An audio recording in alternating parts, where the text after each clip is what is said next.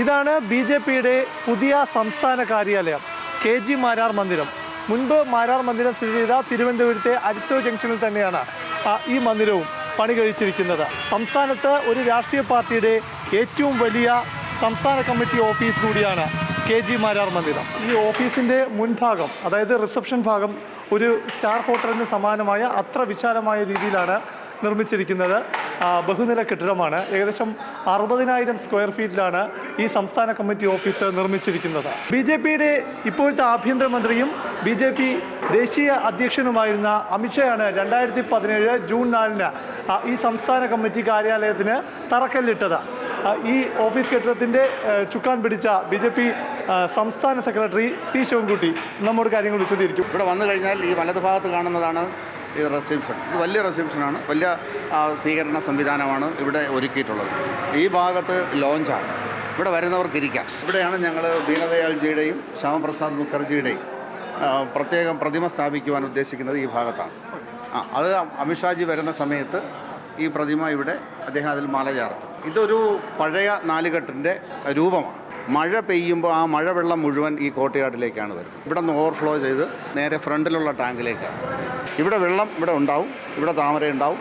നടുക്കെന്ന് പറയുന്നത് നമ്മുടെ അനശ്വരനായ KG മാരാർജിയുടെ വെങ്കല പ്രതിമ ഇവിടെയാണ് സ്ഥാപിക്കുന്നത്. ബി.ജെ.പിയുടെ മീഡിയ സെൻ്ററാണ്. പത്രസമ്മേളനം നടത്തുവാനുള്ള പ്രസ് കോൺഫറൻസുകളാണ്. ബി.ജെ.പിയുടെ സംസ്ഥാന പ്രസിഡന്റിൻ്റെ ഓഫീസ് എന്ന് പറയുന്നത് ഫസ്റ്റ് ഫ്ലോറിലാണ്.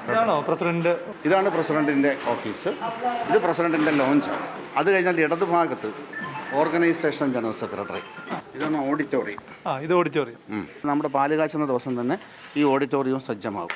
എത്ര പേർക്ക് ഇരിക്കാൻ പറ്റും ഇവിടെ? ഇവിടെ 350 പേർക്ക് ഇരിക്കും. ഇതാണ് അതിൻ്റെ ഒരു പ്രത്യേകത. കണ്ണൂർ ക്ലാഡിക്കാണ് ഇതിൻ്റെ പ്രത്യേകത. മറ്റൊരു പ്രത്യേകത എന്ന് പറയുന്നത് ഈ കാണുന്ന 6 കരിങ്കല്ല് തൂണുകൾ മാത്രമല്ല, ഇതിൻ്റെ മേളിൽ ഉപയോഗിച്ചിരിക്കുന്നത് തടിയാണ്.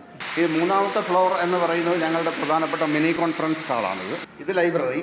നമ്മുടെ പൊതുജനങ്ങൾക്കും എല്ലാവർക്കും എത്രത്തോളം പ്രയോജനപ്പെടുത്താൻ കഴിയും എന്നുള്ളതാണ്. മഹിളാ മോർച്ച, യുവമോർച്ച അധ്യക്ഷന്മാർ, മോർച്ചകളുടെ അധ്യക്ഷന്മാർക്ക് ഉള്ള ഒരു സെൻറ്ററാണ്. ഇത് 4ാമത്തെ ഫ്ലോറാണ്.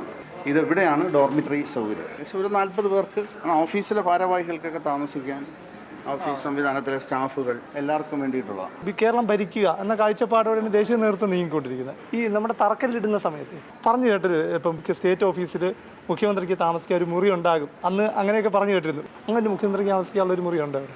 അങ്ങനെ ഒന്നും ആലോചിച്ചിട്ടേ ഇല്ല. ഇതിനകത്ത് രാഷ്ട്രീയമാണ്. ഇപ്പോൾ രാഷ്ട്രീയത്തിൽ പല അഭിപ്രായങ്ങളും സ്വാഭാവികമായി വരാൻ സാധ്യതയുണ്ട്. അതുപോലെ വന്നു എന്നുള്ളത് മാത്രമേ ഉള്ളൂ. സ്വാഭാവികം തെരഞ്ഞെടുപ്പിൽ മത്സരിക്കുമ്പോൾ വിജയിക്കുമ്പോൾ മന്ത്രിമാരും മുഖ്യമന്ത്രിമാരൊക്കെ ഉണ്ടാവും. അങ്ങനെ ഉണ്ടാകുന്ന സമയത്ത് അവരെല്ലാം വരും. ഇത് മൊത്തം 7 നില കെട്ടിടമല്ലേ? ഇത് മൊത്തം 7 നിലയാണ്. 5 ഫ്ലോറും 2 ബേസ്മെൻറ്റ് ഫ്ലോറും. ബേസ്മെൻറ്റ് പാർക്കിംഗ് ആണ്. ഏകദേശം 45 വാഹനങ്ങൾ ഇവിടെ പാർക്ക് ചെയ്യാം. നമ്മൾ 2017 തറക്കല്ലിടുന്നത്. ഇപ്പോൾ 2024, ഏകദേശം 7 വർഷത്തോളം ആവും. എന്തുകൊണ്ടായിരുന്നു ഡിലേ? ഡിലേ എന്ന് നമുക്ക് അങ്ങനെ പറയാൻ സാധിക്കുന്നതല്ല. അപ്പോൾ ഒരു വലിയ കെട്ടിടം ചെയ്യുന്നതിനുള്ള നിയമപരമായ കാര്യങ്ങളെല്ലാം ചെയ്തുകൊണ്ടാണ് ഞങ്ങൾ മുന്നോട്ട് പോയിട്ടുള്ളത്. അപ്പോൾ അതിനകത്ത് ആ നിയമപരമായ ഒരു സമയമെടുക്കും. കോടികൾ ചെലവഴിച്ച് സംസ്ഥാനത്തെ മുഖ്യധാര രാഷ്ട്രീയ പാർട്ടികൾ സ്വന്തം ആസ്ഥാന മന്ദിരം കെട്ടിപ്പൊക്കുകയാണ്. ബി.ജെ.പിയുടേത് യാഥാർത്ഥ്യമായി കഴിഞ്ഞു. ഇനി CPM-ൻ്റേതാണ്. രാഷ്ട്രീയക്കാരുടെ ഭാഷയിൽ പറഞ്ഞാൽ എല്ലാം ജനത്തിന് വേണ്ടിയാണല്ലോ. അതാണ് ഒരു ആശ്വാസം. ക്യാമറമാൻ അരുൺ മുരളീധരനൊപ്പം പ്രശാന്ത് കൃഷ്ണ, മാതൃഭൂമി ന്യൂസ്, തിരുവനന്തപുരം.